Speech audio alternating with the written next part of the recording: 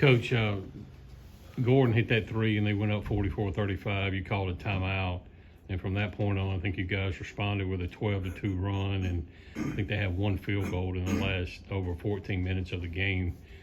What was kind of said in that huddle during that timeout? It was just time to regroup. We talked at halftime that they weren't going to go anywhere. There's a reason they're 13-2 in the SEC and won 8 in a row. They're a tough-minded group, got a great culture, play the right way, and didn't necessarily want it to be quite that strong out the gates, but we didn't get out of the second half very well.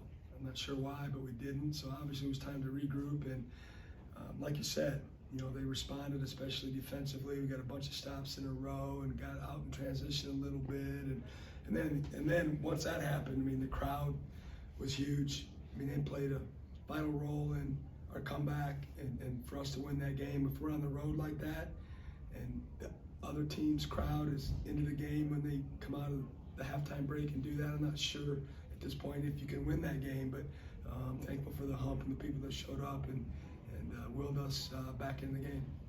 The success you guys have had this month, I mean, there's been a lot of tight games like this where you were on the right side as opposed to being on the wrong side in January. I guess, what's it been like for you to kind of watch your guys grow up in those situations in real time? Yeah, it's been fun. It's rewarding.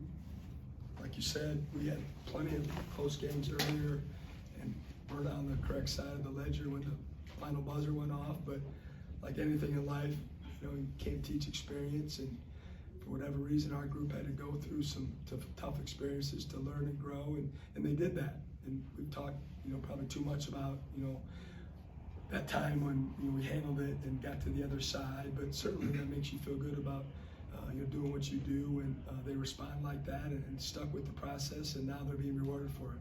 We'll go second row to coaches left from Jack.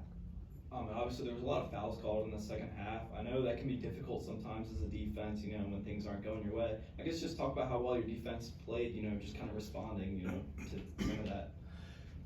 Yeah, I thought for the most part, our defense was really, really good. Obviously, it's something that we hang our hat on.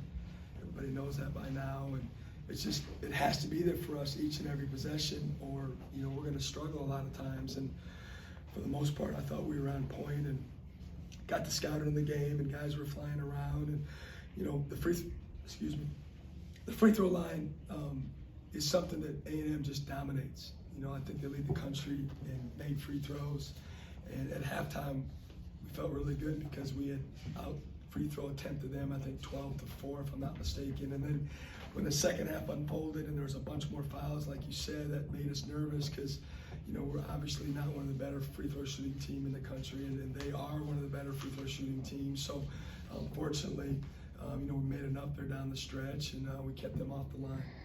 Go second row to coaches right to Tanner.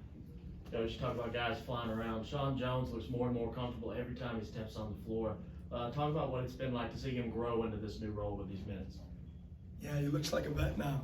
He looks like he just belongs out there, and he's just got so many natural instincts. I can't take much credit for how he's playing right now. He's just so long and rangy, and he's got a feel for what's going on, and he's got some anticipation of getting his hands on balls, and certainly his wingspan and length helps him do that. But he's getting more comfortable on the offensive end and finding his spots, and he's got a lot of confidence. Against Missouri the other day, he jumped up minute 42 and jacked up a three that maybe was a little bit early, but he believed in himself and shot it, and that's always a good thing when they have confidence in themselves.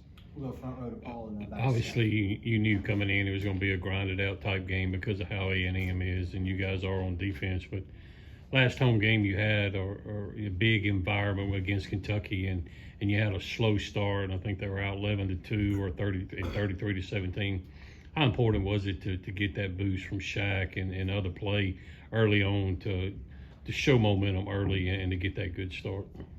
The first 10, 12 minutes, I mean, that's as good an offensive basketball as we may have played all year long. I mean, we were executing on the offensive end in terms of just how we want to play, and the ball was moving, and we were playing inside out. We were hitting a couple of rhythm threes, and obviously it came to a halt for the rest of the game, and we struggled. And then they they started going back and forth between their matchup and their man, and you know that's hard to do sometimes. And I thought our guys handled it pretty well, but certainly getting up of the gates and getting the crowd into it, and then just getting confident coming off a loss on the road, and making sure everybody felt good about this particular game. I know that helped our team.